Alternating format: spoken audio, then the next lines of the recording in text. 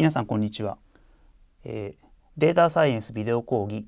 高度なデータ管理ということでビッグデータと IoT CPS というタイトルの講義を筑波大学計算科学研究センターの天笠俊之がしたいと思います。よろしくお願いします。この講義ではビッグデータや IoT あるいはサイバーフィジカルシステム CPS と呼ばれるシステムについてその概要を学んでいただくことを目的としています。主に4つの項目からなっていまして、まずビッグデータの概念について学びます。次にビッグデータを扱うためのシステムとして IoT サイバーフィジカルシステムというものがありますので、それについて学びます。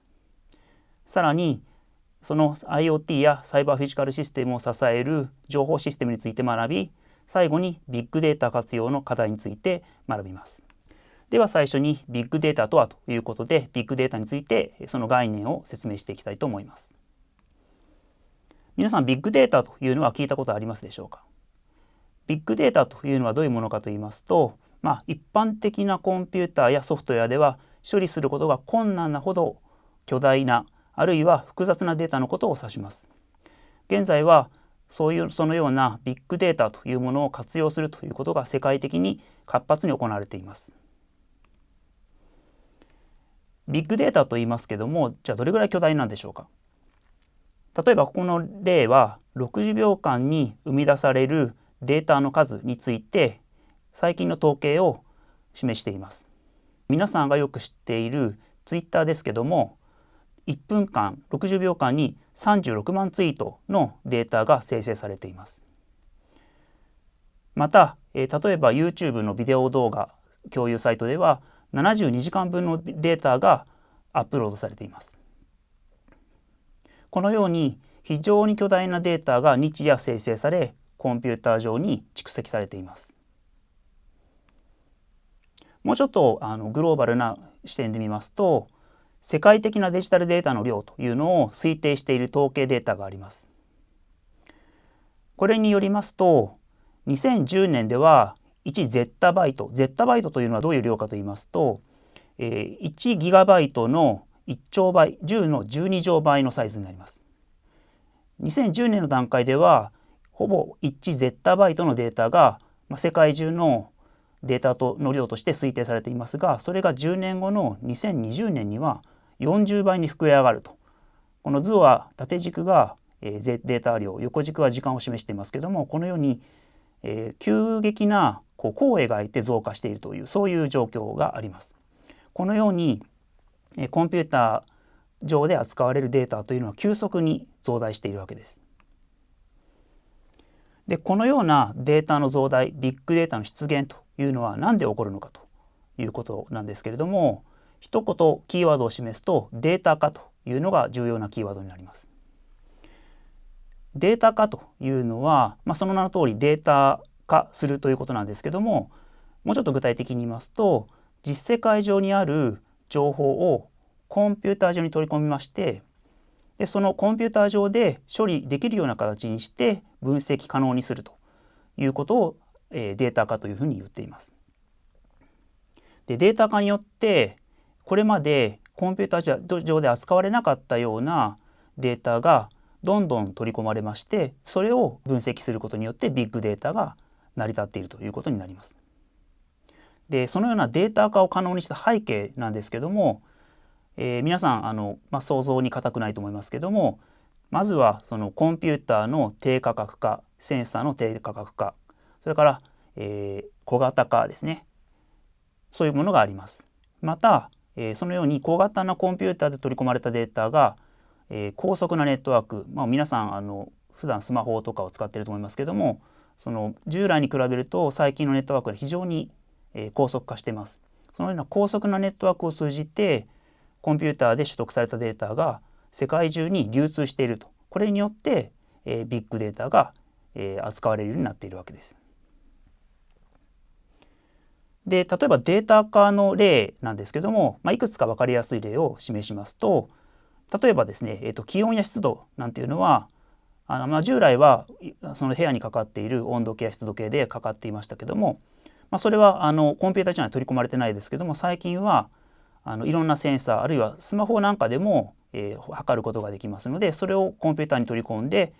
膨大なデータを扱って、でそれに分析を加えることによって、これまでにできなかったような活用ができるようになっています。これは後で例を示します。また最近話題になってますけども、監視カメラというのもそうで、従来は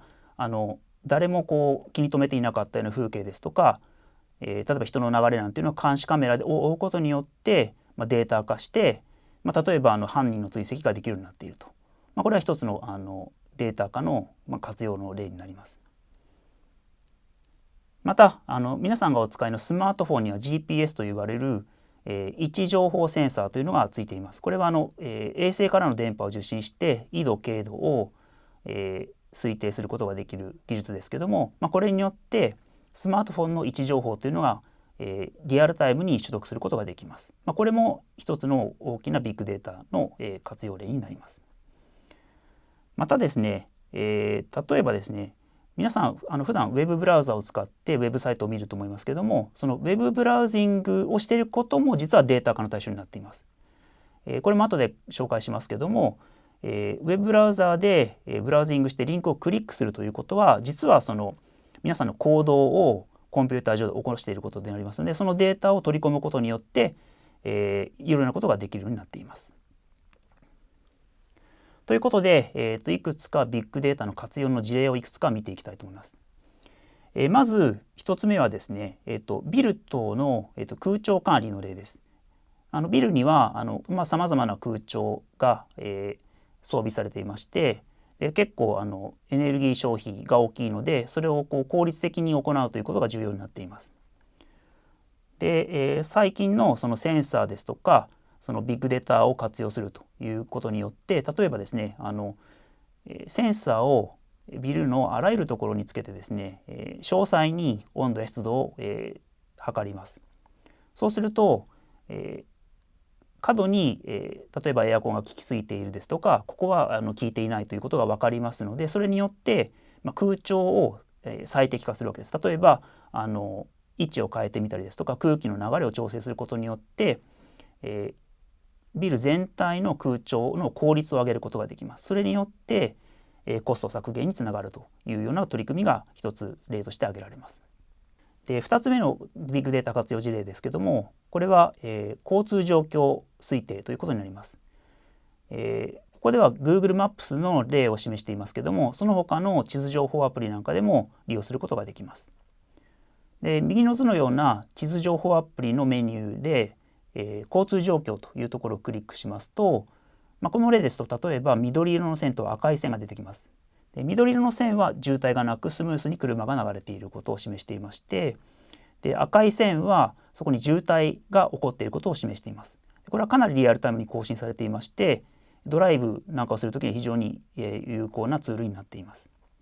で、これはどういう仕掛けでこういう交通状況が推定できているかということなんですけども、皆さんがお使いのスマートフォンの位置情報をリアルタイムに、例えば Google ですとかその地図情報アプリを提供している会社が収集します。で、収集された位置情報に対して、次のような分析をします。まず、そのスマートフォンが道路上にあって移動しているかというどうかということをまず判別します。で、その端末が、一定以上の速度で動いていればそこには、渋滞は存在しない。一方で、一定の速度以下あるいは停止してしまった場合には渋滞があるだろうということで、そのような分析をすることによって交通状況をリアルタイムに推定することができるようになっています。またちょっと別の例ですけども、ウェブコンテンツの最適化という話があります。皆さんいろんなウェブコンテンツ見るかと思いますけども、この右側は例えば我々の研究室のウェブページになっています。で、このウェブページのコンテンツをよりその顧客に見ていただくために、人気のコンテンツを例えば見やすいところに配置したり、コンテンツの入れ替えをしたいということがあります。で、実はそういうことはですね、皆さんがウェブブラウジングをしているそのブラウジングの行動によって、人気度が推定できるということがあります。すなわちウェブページの閲覧行動を分析するわけですね。で、それは例えばあるユーザーがそのページに来てそのリンクをクリックしたということはそのリンクに興味を示したということですね。で全然リンクにクリックされない場合はそのコンテンツには人気がないということが分かります。あるいはあるページが表示された後にそのページに例えば1分なり2分なり滞留しているということは、そのページに興味があってコンテンツをじっくり読んでいるということが、推測されるわけですけども、パッと表示されてすぐ次のページに行くとそのページのコンテンツには興味がなかったということが分かります。でそのような閲覧行動というのは実はそのサーバーへの皆さんのアクセスログを分析することによってその人気のコンテンツであったり不人気のコンテンツなどが推定することができます。それによってコンテンツの最適化を行うことができます。でこのようなことはいろんなその大規模なサイトでよくやられていることになります。また最後の例ですけども、これは情報推薦の例ですね。でこれもウェブページの、例に近いんですけども、皆さん例えば Amazon のようなショッピングサイトはよく使われると思います。で、皆さんがあるその商品を買うと、たまにサイトからこの商品を買った人はこれこれも買っていますみたいなメッセージが出るかと思います。でこういうのを、商品の推薦というんですけども、実はその商品の推薦を精度よくすることによってかなり売り上げが上がるということが分かっています。でこのためにそのショッピングサイトというのは精度の良い推薦をいかにするかということに、かなりのコストあるいはその技術的開発を行っています。でここで、皆さんに一つお知らせしたいのがその協調フィルタリングという技術ですね。協調フィルタリングというのはその商品を推薦する技術の一つなんですけども、例えば商品の推薦をするときに直感的には例えばスポーツ用品が好きな人にはスポーツ用品を勧めるとか、コミックが好きな人はコミックを勧めるというようなその内容に基づく推薦が、すぐ思い浮かぶと思います。ただ実はですね、その内容の好き嫌いというのは個人差もありますし、内容をどういうふうにそのコンピューターに分からせるかというのも非常に難しい技術になっています。でその一方、協調フィルタリングというのは実は内容には一切踏み込まないというのがユニークなポイントですね。これも、購買行動をたくさん集めてですね、それによって、精度の良い推薦ができる技術ということが、言われています。例えばこの右下に表があります。これは、例えば小林さん、佐藤さんというようなユーザーがどの商品を買ったか、商品を買ったところには1、買ってないところには0が入っています。で、実際には例えば Amazon のような巨大なサイトですと扱う商品は数十万点、ユーザーも数十万人いると思いますので、実はこの表が非常に巨大な表になります。でそこで何をするかというとですね、購買行動が似ているユーザーを探します。例えばこの例ですと小林さんと佐藤さんの購買行動は似ていますけども、小林さんと中野さんの購買行動はあまり似てないということが、なんとなくわかるかと思います。そうするとですね、例えば小林さんと佐藤さんは購買行動が似てますので、実は趣味趣向も似てるんじゃないかということも推察されます。でそこで例えばこの例ですと佐藤さんと小林さんの購買行動は似てますので、佐藤さんが買っている商品H は小林さん買ってませんので、小林さんに商品 H を推薦すると、割と高い確率で買ってもらえるんじゃないかみたいなことが推測できます。でこのようにしてこの場合、商品の内容は一切触れてないわけですね。どの商品を誰が買ったかっていうデータを膨大に集めて、でそこで、購買行動が似ている人を探してきて、それで推薦するということですので、このようなアプローチで最近ではその精度の良い、情報推薦を行っています。でその他の応用事例ですけれども、このようなそのビッグデータの応用というのは、いろんな分野で進んでいます。例えばスポーツの例では、例えば、チームや選手のパフォーマンスを数値化して、でそれによって作戦立案、選手の起用等の判断に使う。それによって、チームや選手の成績を上げるということは、いろんなところで行われています。またビッグデータとは直接関係なさそうな文学や、芸術といった例でも、例えば文学の例ですと、ある、小説の単語の使われ方や出現頻度などを、詳細に分析することによってその作家の、作風や心眼の判定といったことに使われます。芸術作品についても例えばその筆のタッチですとか例えば彫刻の形状から色使いなんかを分析することによってやはりその作風や真贋判定に、応用することができます。また、別の例で言うと生物学では、動物に GPS を搭載した小型のセンサーを搭載してでそれで一定期間自由に行動させてその間の行動を詳細に、収集することによって今までは不可能だったような野生動物の行動の分析ということができるようになっています。こういうのを、バイオロギングと言ったりします。でこれまで見てきたビッグデータの活用がじゃあどのように行われているかということなんですけども、大まかにこのような流れで、行われています。まず大規模なデータを継続的に収集、蓄積できないといけませんのでそのような、仕掛けを作ります。でその仕掛けに基づいて収集されたデータに対して大規模データに対する分析処理を行います。でここで一つ指摘しておきたいんですけども、データサイエンスの基本プロセスというのを授業で学んだかと思います。実はここで言っているその分析というのはそのデータサイエンスの基本プロセスに相当します。データを収集して前処理、管理をして、分析可視化を行って、最後評価するという、そこのループを繰り返すということですね。でその結果得られた新たな知識や知見というものを、評価してそれを社会や組織に、フィードバックすることによってデータの収集の仕方を再検討するというようなこの二重のループによって大規模データの蓄積を行いそれを分析評価して、組織や社会の改善につなげるというのがビッグデータ活用の大きな流れになっています。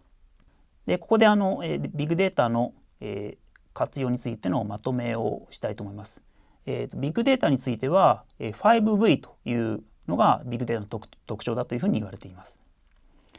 5つの V ということなんですけども最初の V は、ボリュームデータ量ですね、非常に大きな、データを扱うということです。で2つ目の V はベロシティこれは速度ということなんですけども、膨大なデータが、非常に高い速度で、転送されてそれを、収集して管理して扱うと分析するということですね。で3つ目の V は、バラエティ、多様性ということなんですけどもこれは文字や数値画像といったように、多種多様なデータがありますのでそれをうまく活用するということが一つ特徴です。から、ベラシティというのが4つ目になります。ベラシティというのは日本語で言うと正確性ということなんですけどもあまり耳なじみがないかもしれませんけれどもベラシティというのは例えばビッグデータというのは時には正確でないデータも含まれている可能性があります。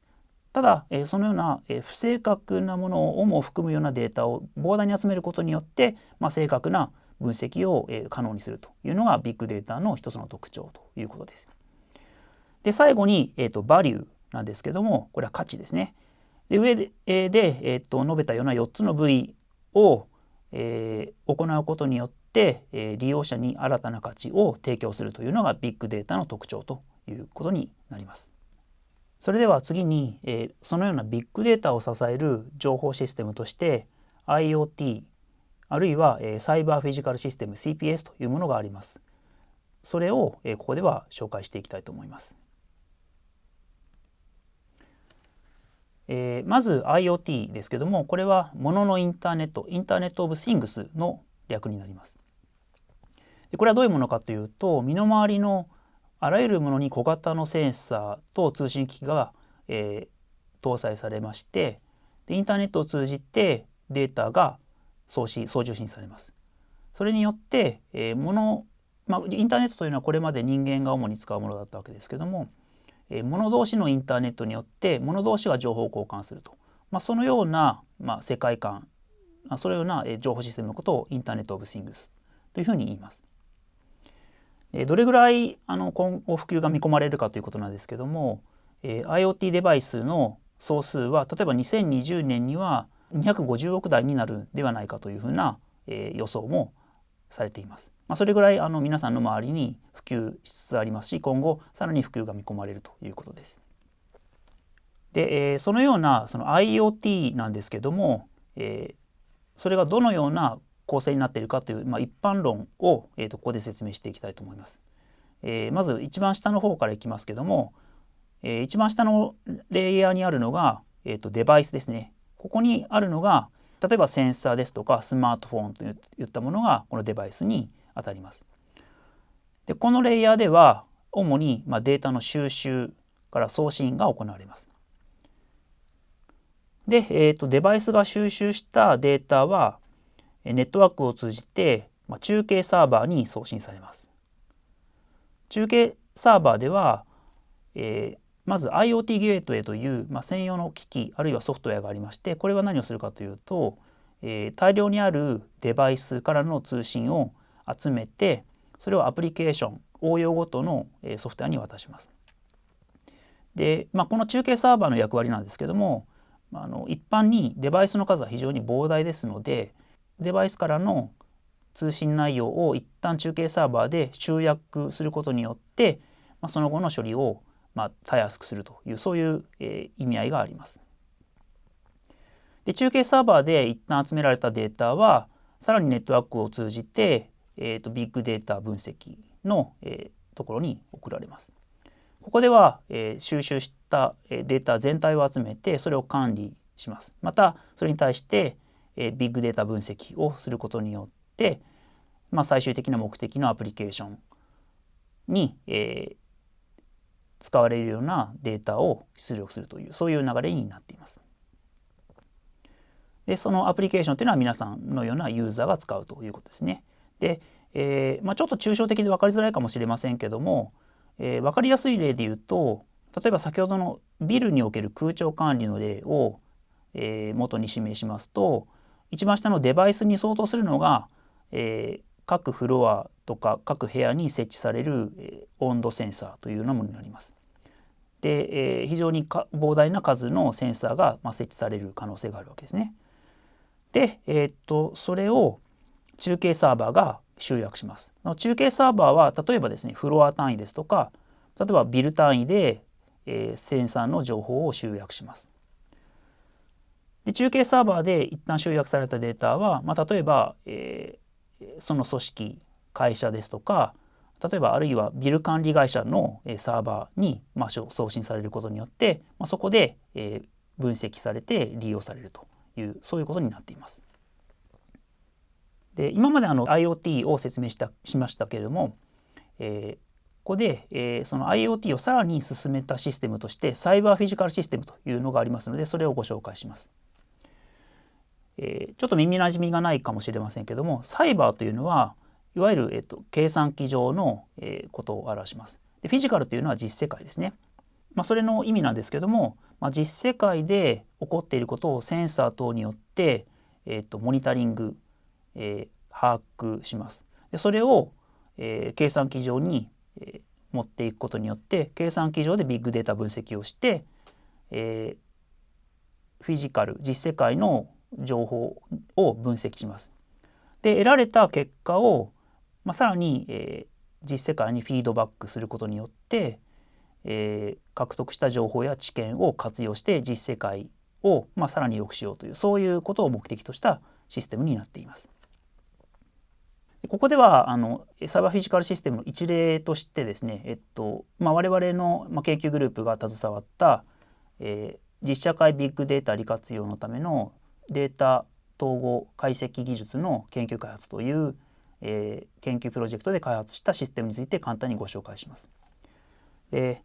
これはどういうものかというと、皆さん聞かれたことがあるかもしれませんけども、スマートシティという、ものに分類されるシステムになっています。まず実社会のあらゆるところにある、センサー、監視カメラ、あとウェブですとか、そのようなさまざまな情報を、収集してそれを、システムに、入力します。でシステムはそれぞれの、異なるデータを連携統合して、データ解析分析を行います。で最後にそれを可視化することによって、例えば上の例に示されるような例えば交通状況やその原因の分析から、その他いろいろな、分析を行って、それを市民にフィードバックすることによって、市民の、行動変容、例えばここに交通上渋滞があるからここは、避けて別の経路を使うといったような、そういうことですね、そういうことが可能になるということになっています。このように、実社会のデータを、集めてそれを分析することによって、その市民に、還元するという、そういう役割を担うシステムのことをサイバーフィジカルシステムというふうに言います。ではIoT とサイバーフィジカルシステム何が違うんだということなんですけども、いろんな解釈があるんですけども、一つの解釈は、サイバーフィジカルシステムというのは IoT の、一形態ではないかという、そういうふうな、位置づけとして理解することができます。IoT というのは物のインターネットだということを言いますけども、物のインターネットとして、いろんな情報を扱うシステムがありますけど、その中でも特に収集したデータに対してビッグデータ分析をして、社会に還元すると、そのような仕掛けを持ったシステムのことをサイバーフィジカルシステムというんだというふうに理解することができます。それでは次に IoT やサイバーフィジカルシステムを支える情報システムということで、いくつか紹介していきたいと思います。まず、データを収集するためのデバイスですね。で、それにはいくつかの種類があります。主な、ものとしては、例えばスマートフォンというのが、有名です。また、スマートウォッチから、組み込み用のデバイスというものがあります。で、これらにはそれぞれ特徴があります。例えばスマートフォンにはカメラや、温度センサー、明るさのセンサー、などが、搭載されていて、ブロードバンドでネットワーク通信が可能ということですね。で、多くの人が持っているという特徴があります。で、スマートウォッチには、スマートフォンに加えて、小型で常時、装着していることができる。あるいは、加速度センサーで、その人の活動を推定できる。あるいは例えば脈拍センサーによって心拍数を測ることができるといったそういう特徴があります。で、組み込み専用のデバイスというのは、いくつか市販のものがありますけども、これについては例えばスマートフォンですとかスマートウォッチよりもかなり安価で、数を大量に入手することができるといったそういう特徴があります。このようなものを適宜必要に応じて組み合わせることによって情報を収集します。次にネットワークです。デバイスによって収集されたデータはネットワークを通じて送信されます。という意味で非常に重要な役割を担っています。ここでは特に次世代移動通信システム 5G というのが重要ですので、これをご紹介します。皆さんが現在使いのスマートフォンはいわゆる 4G と呼ばれるフォースジェネレーションというものになっています。で、現在 5G というのが開発されていて、近年中に多くの国で利用可能になっていくことが予想されます。で、4G と比べて 5G の特徴なんですけれども、これは IoT 時代の膨大なデバイスをサポートするというのが一つの大きな主眼になっている、そういうシステムです。4G と比べて、超高速にアクセスが可能であって、超低遅延、遅延というのはそのデータを転送する時のにかかる時間のことを遅延と言いますけども、それが遅延が短いということですね。で、さらに、多数のデバイスが同時に接続しても、通信を、可能にするというそういう特徴があります。また、広域の通信システムである 5G とはまた全く別なんですけども、デバイス同士が非常に近い距離になるときには広域ネットワークではなくてそのローカルなネットワークを使うことがあります。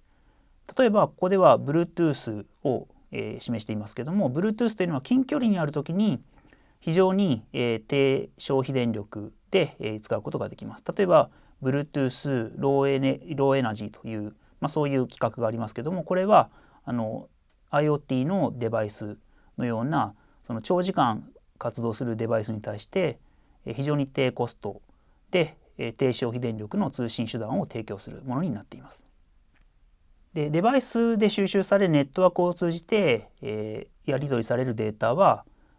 適切に管理される必要があります。でその時に使われるのがデータベースシステムです。データベースというのは皆さん一度は聞かれたことがあるんではないかと思うんですけども、データベースの役割は収集した大量のデータを蓄積管理運用する、そのための専用のソフトウェアのことをデータベースシステムというふうに言います。で、世の中においてデータベースというとまずリレーショナルデータベースというのが一般的に使われています。現在、ほぼ全てというか、多くのデータベースはリレーショナルデータベースというふうに言われています。でリレーショナルデータベースはどういうデータベースかというと、この右に示したようなリレーション関係表というデータ構造にデータを収納して、管理します。この例では例えばユーザーがいた時にそれは ID と名前と E メールで特徴付けられます。でさらに、例えばユーザーが発信したメッセージには、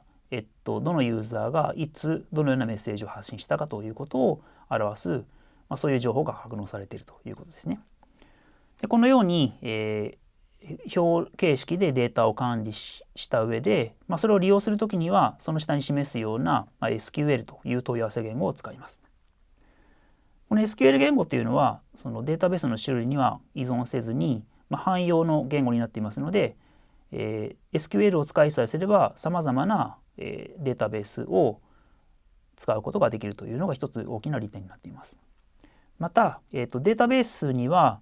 例えば、索引ですとか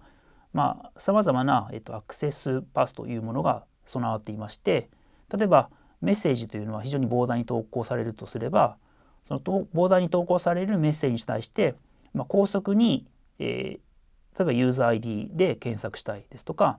ある特定のキーワードを含むメッセージを検索したいというようなさまざまな要求があると思うんですけども、それを高速に処理するできるような仕組みを、データベースが持っています。ということで、膨大なデータに対して高速なアクセスができるというのが一つ特徴です。また、リレーショナルデータベースの最大の特徴の一つは、トランザクションというものをサポートしているというところにあります。トランザクションというのは、一連の処理をそれ以上分けることができない不可分の単位として、システムに登録あるいはシステムから削除したり、そのような操作をすることができるというものです。でちょっと分かりづらいので、例を示しますが、例えばですね、ある、e コマースサイトで、注文が起きたとします。そうすると注文を受け付けた時には、注文履歴にその注文の、新たなレコードを追加するとともに、例えば在庫を減らす必要があります。でそのように一つの注文が受け付けられた時には注文履歴と、在庫を同時にその更新する必要がありますし、例えば何らかの理由で、注文履歴だけ残っているけども在庫を減らし忘れたですとか、そのようなことがあるとデータベースに不整合が起きますね。でそのようなことがないことを保証して、例えば注文がキャンセルされたらその注文履歴と同時にその、在庫の数も元に戻すということを、それを不可分のものとして、システムに反映することができるというのが、トランザクションの特徴で、リレーショナルデータベースはそのトランザクションをサポートしているというのが非常に大きな特徴になります。で、近年ではですね、リレーショナルデータベースに加えて NoSQL データベースというものも広く使われるようになってきています。NoSQL というのはその名が示すように SQL ではない、リレーショナルではないデータベースのことを、総称して言います。NoSQL データベースにはいろんなものがありますけれども、主なものには、キーバリュー型のNoSQL データベース、あるいは、JSON 型からグラフ型、そのような、データベースが存在します。で、右の図には、キーバリュー型の例を一つ示していますけれども、リレーショナルデータベースに加えて格納構造が非常にシンプルになっています。基本的にはキーと値バリューの2つの組からなっていまして、全てのデータはそのキーとバリューの形で、格納すると。で検索は、やはりSQL のような凝ったことはできなくてですね、キーの値を指定してそのキーに、該当するバリューを取ってくると、そういうことしかできない、そういうシステムのことを、キーバリュー型のデータベースと言います。で、格納構造は非常にシンプルですので、特徴としては、大量のデータを高速に、書き込みから検索読み出しすることができるというのが特徴です。そのために IoT システムなどではよく使われることがあります。また、トランザクションについては、多くのシステムではサポートされないか、あるいはサポートされても非常に限定的だったりします。次に、データベース上に蓄積された非常に巨大なデータに対してそれを高速に処理する必要があります。でそれをここでは、ビッグデータ処理というふうに言っています。で実はですね、ビッグデータというのは皆さんが普段使っているような単一の PC ではなかなか処理することが難しいです。例えば簡単な算数なんですけれども、1ペタバイトのデータがあったとします。1ペタバイトというのはそこに示したように非常に大きなサイズのデータなんですけども、で、例えば典型的なハードディスクというのは1秒間に100メガバイトの読み出しが可能ですけども、1ペタバイトを読み出すためには、115日以上の日数が必要になってしまいます。ということで、ですのでビッグデータは、通常のコンピューターでなかなか処理することが難しいというふうに言われているわけです。でそこで、ビッグデータ処理ではどういう技術が使われるかということなんですけども、そこに示してあるような分散並列処理という技術を使います。で分散並列処理というのは、その名が示すように巨大なデータを複数のコンピューターに分散して並列に処理をするというのが基本的なアイデアになっています。でここではビッグデータ処理の手法の非常に有名な手法の一つである、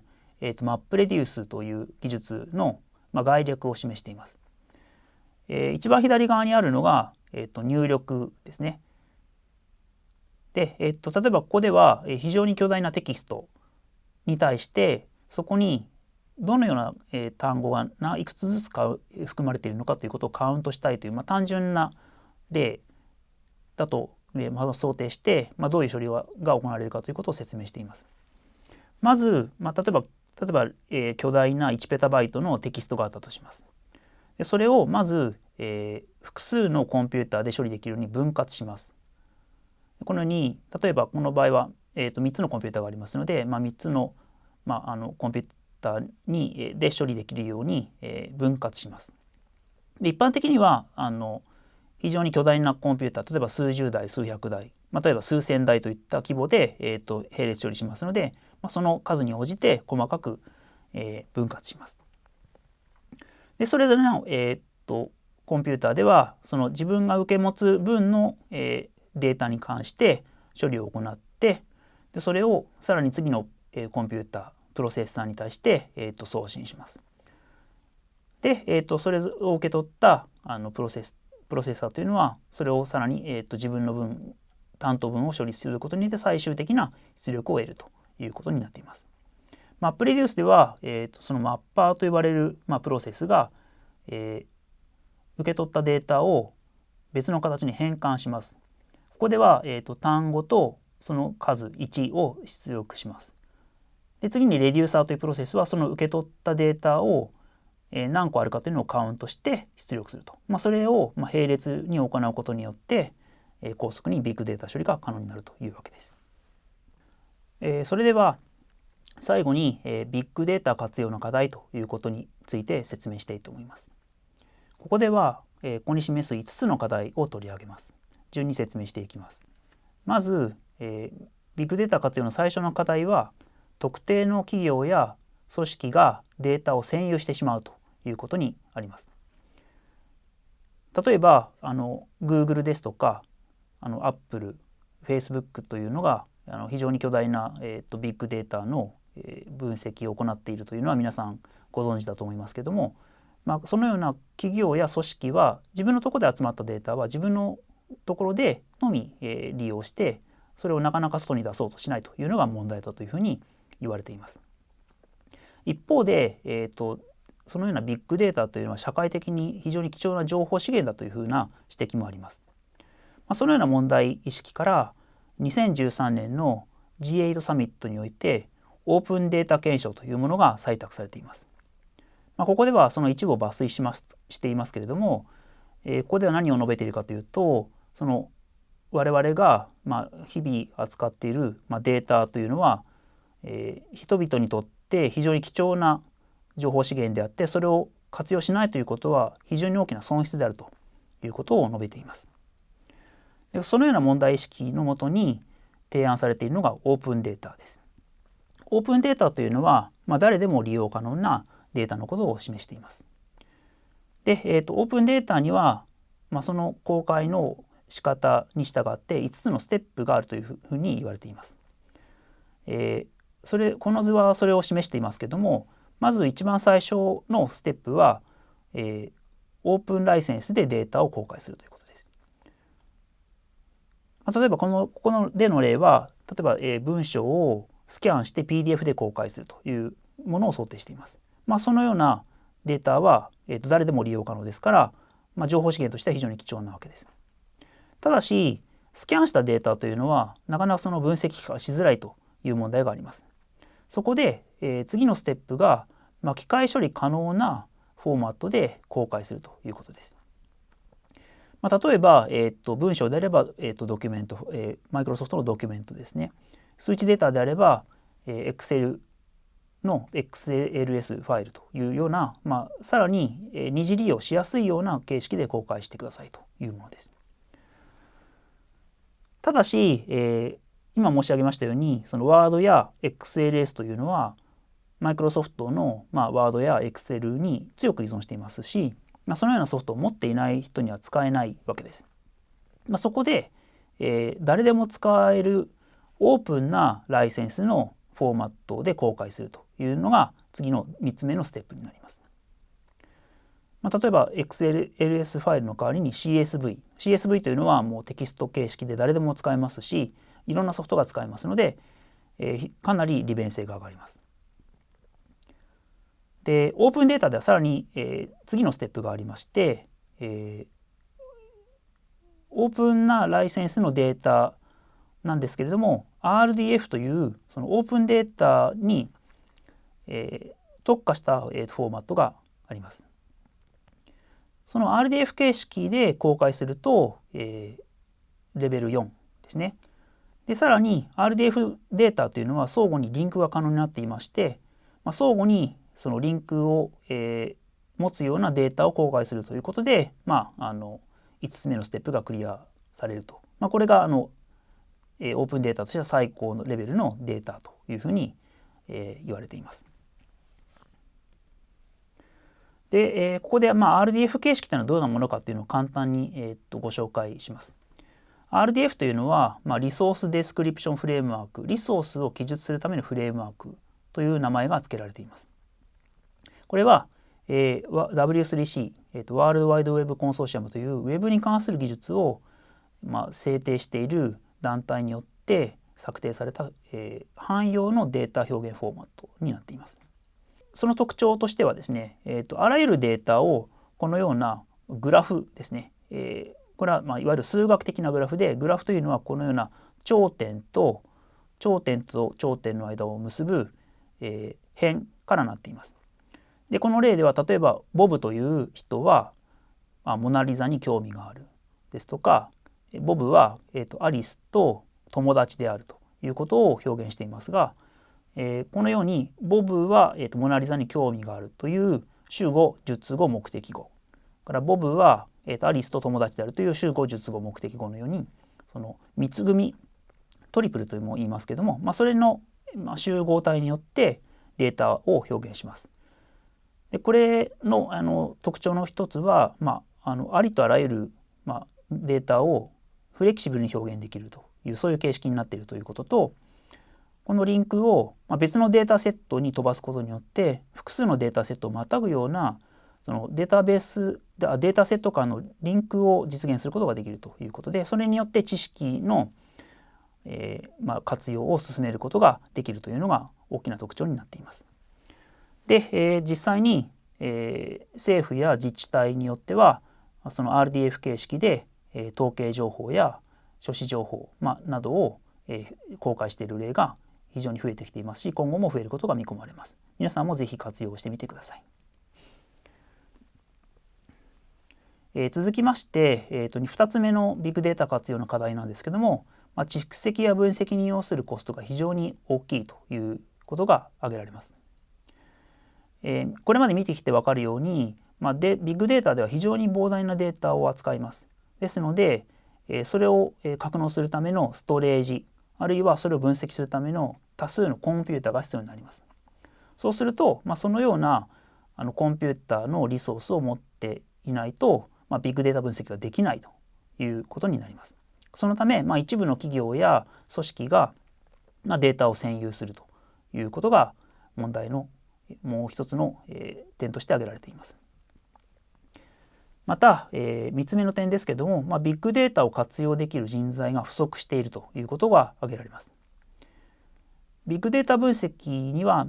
例えば統計分析ですとか、データマイニングのような知識が必要になりますけども、それに加えてですね、大規模並列計算を使いますので、その大規模な計算機やネットワークに詳しい人も必要なわけです。で、特に望まれるのはその両方が分かっている人なんですけども、その両方が分かっているような人はなかなかいないというのが大きな問題です。4つ目の課題は、目的に特化したデータモデルという点です。これまで見てきて分かるように、ビッグデータというのは特定の目的や応用を意図して収集されます。そのため、その目的のためには使えますけども、それを別の目的のために使うというのはなかなか一筋縄ではいきません。例えばどういう問題があるかというと、例えば収集されているデータの単位が違う。例えば単位が距離がキロだったりマイルだったりする可能性があります。その場合は適切に変換しないといけない。からデータの流度、集める流度が異なるですとか精度が異なるといったような、そのような異種性といいますけども、そのような特徴がありますので、そういうものをうまく吸収するような、ことをしないとなかなかその異なる目的のためにデータを使うことはできません。また、この別の機会に勉強すると思いますけども、機械学習 AI といったものはそのデータに依存して学習しますので、一旦学習したその AI 機械学習の学習機を別のデータに適用すると精度が低下してしまうという問題があります。そのような問題に対しては現在、多くの研究者が研究を行っている、そういう段階にあります。次に、5つ目の課題です。セキュリティ・プライバシーですね。皆さんセキュリティやプライバシーには非常に関心が多いと思いますけども、ビッグデータには往々にして、個人に関する情報が含まれています。で、そのような情報を扱う際には個人のセキュリティ・プライバシーを守るというのが非常に重要になっています。一方で、そのような情報資源も、積極的に活用することによって、新たな価値を、見出すことができるというのも事実です。そこで、個人のセキュリティ・プライバシーを保ったままデータを活用するという、そういう技術が日夜研究開発されています。また、皆さん今後、このようなデータを活用することがあるかもしれませんけども、その際には、そのデータを活用しようとする国の法制度をよく理解することが非常に重要です。例えば日本では改正個人情報保護法というのが2017年に制定されています。また EU においては一般データ保護規則 GDPR というものが2018年に制定されています。で、例えば GDPR の場合はEU 域内の市民に関する個人情報を扱う場合には、これに従う必要がありますので、例えばサークルのメンバーで EU 出身の人がいる時にその個人情報を扱う時には、その GDPR に従う必要があるというように、実は個人情報に関する法制度をよく知らないとゆくゆくそのトラブルになりかねないという、そういうことがありますので、この辺の個人情報を扱う際には非常に注意する必要があります。最後に、まとめです。この講義では、ビッグデータの概念をご説明して、それを支える IoT やサイバーフィジカルシステムについて概要を説明しました。さらに IoT やサイバーフィジカルシステムを支える情報システムについて学び、最後にビッグデータの活用の課題について説明しました。以上になります。